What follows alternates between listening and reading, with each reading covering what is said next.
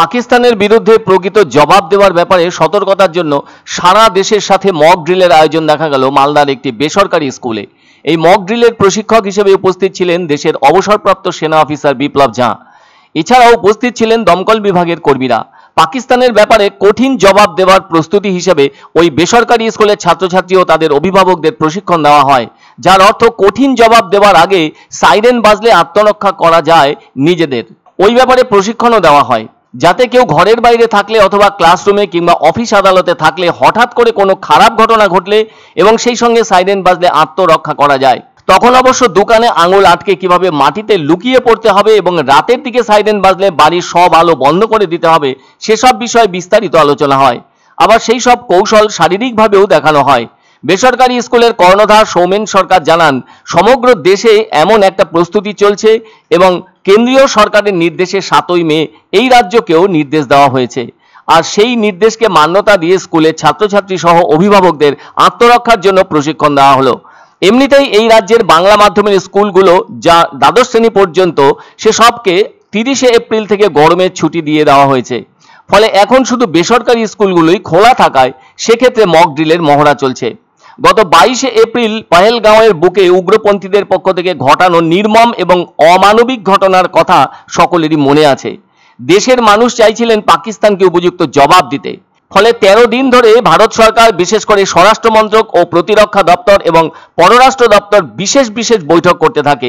এছাড়াও দেশের 3 সেনা বিভাগের প্রধানরাও আলোচনায় অংশগ্রহণ করেন। সকলেই চাইছেন পাকিস্তানকে সমুচিত জবাব দিতে। এদিকে শেষটায় মঙ্গলবার রাতে সেই জবাব পাকিস্তানকে দিয়েছে ভারত। তাতে পাকিস্তানের 100 কিলোমিটার ভেতরে থাকা 9টি উগ্রপন্থীদের ঘাঁটি একেবারে ধূলিসাৎ করে দেওয়া হয়েছে।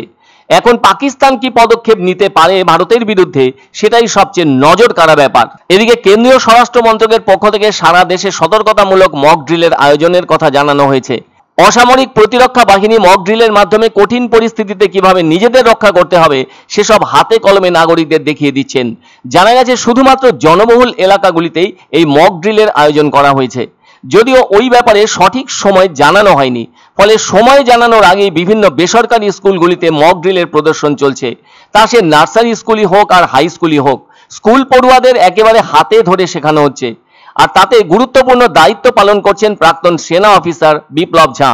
কেউ ঘরের ভেতরে থাকাকালীন কিংবা বাইরে থাকার সময় কিভাবে নিজেকে সুরক্ষিত জায়গায় নিয়ে যেতে পারবেন তাও দেখানো হচ্ছে। এ ধরনের ঘটনাগুলো ওই অবসরপ্রাপ্ত সেনা আধিকারিক বিপ্লব ঝা নিজেও করে দেখাচ্ছেন উপস্থিত ছাত্রছাত্রীদের সামনে। রাতের দিকে হঠাৎ সাইরেন বেজে উঠলে কিভাবে নিজেদের বাড়ি সহ গোটা এলাকা ব্ল্যাকআউট বা অন্ধকার করে দিতে হবে এবং কেমন ধরনের পোশাক পরতে হবে, এ সমস্ত বিষয়গুলি পরিষ্কার করে বুঝিয়ে দিলেন তিনি। সেই সাথে তিনি বলেন, ভারতের হাতে অত্যাধুনিক প্রযুক্তি আছে।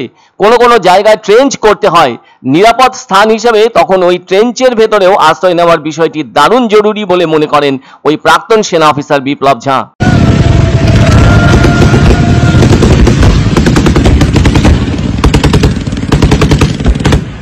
আমাদের ভারতের খুব অ্যাডভান্স প্রযুক্তিবিদ্যা আছে। সাইরেন বাজতে গেলেই আমি যেটা দেখালাম মক ড্রিলটাকে আপনাকে কানের মধ্যে আঙ্গুল দিয়ে লে ডাউন করে যত নিচে হোক মাটি ছুঁয়ে নিজেকে বেরিয়ে স্কুল বিল্ডিং থেকে কমসে কম 50 মিটার দূরে গ্রাউন্ডে গিয়ে নিজেকে এখন লে ডাউন করে ওখানে কানে আঙ্গুল দিয়ে ঘুমিয়ে রাখুন। এক্স আর্মি বিক্রম ঝা এবং ফায়ার ব্রিগেড অফিস থেকেও বেশ কয়েকজন এসেছিলেন। তারা বাচ্চাদের এবং বিদ্যালয়ের অভিভাবিকা, শিক্ষক শিক্ষিকাদের এই মক ড্রিলের সম্বন্ধে কিছু প্রশিক্ষণ দিয়ে গেলেন, যাতে এইরকম ঘটনা ঘটলে আমরা সেই সময় যেন নিজেদের নিরাপত্তাটা করে নিতে পারি।